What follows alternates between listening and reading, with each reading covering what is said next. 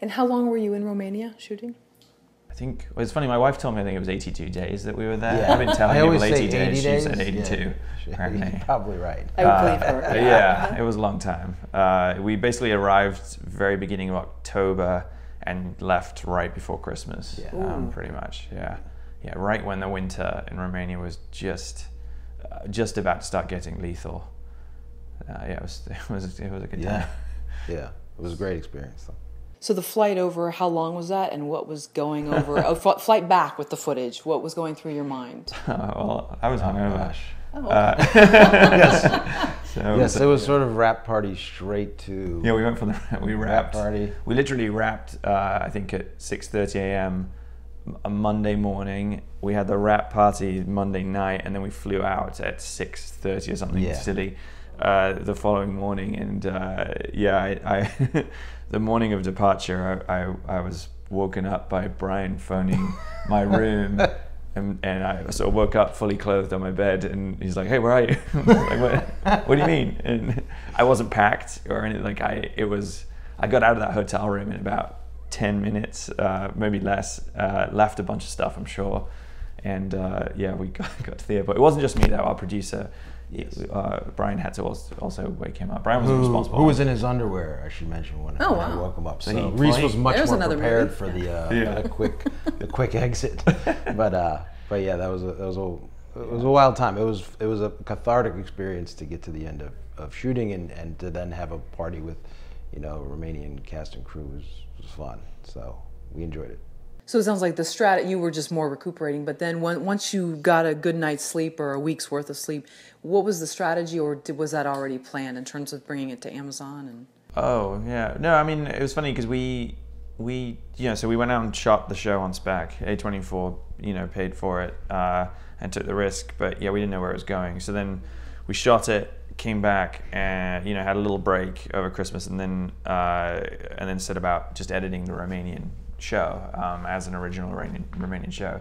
So we were cutting it in Romanian with subtitles, and we, it probably took from, I think by the end of February we had all 6 episodes, maybe it was early March, all 6 episodes in Romanian cut. Somewhere during that process, maybe once the first 2 episodes were done, I think we got word that Amazon were either interested or it was looking that way. Yeah.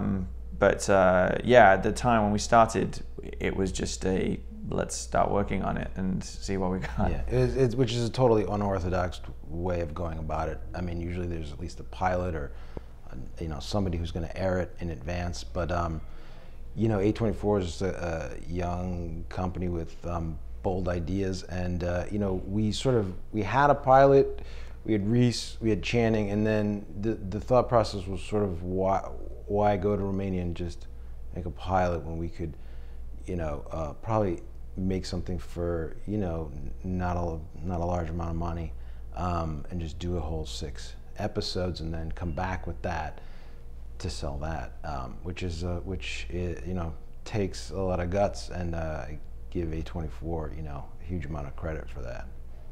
Right, and there's the stress of not knowing whether it'll happen and all the time and money spent.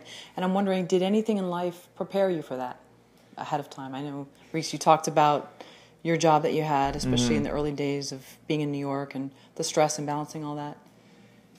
I would just say working in studio system for 10 years or whatever toughens you up to the point where you have to be prepared for all sorts of scenarios, often especially as a writer, rejection.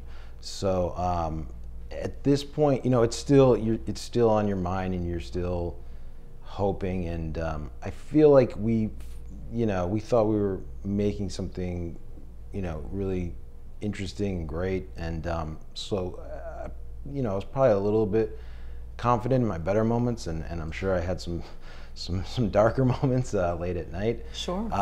But everybody was so enthused, and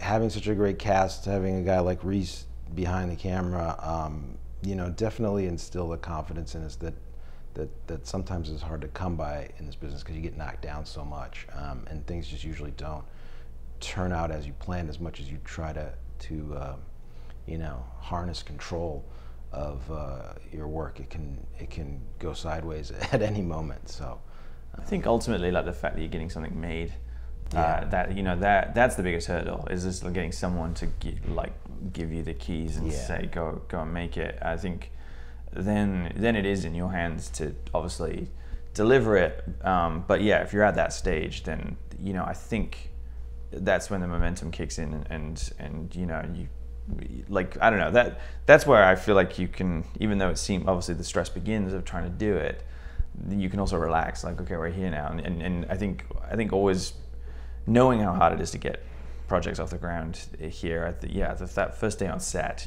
like you always feel lucky that you're actually there doing it, and not, you know, going to another meeting and just hoping someone likes you or some, you know, whatever. So yeah, that's the tough bit. And then and then obviously you just have to try and stand behind what you're doing and deliver it, which, you know, obviously I'm not trying to make it sound easy, but that's to me, that's sometimes the easiest side of it, than getting the project going in the beginning.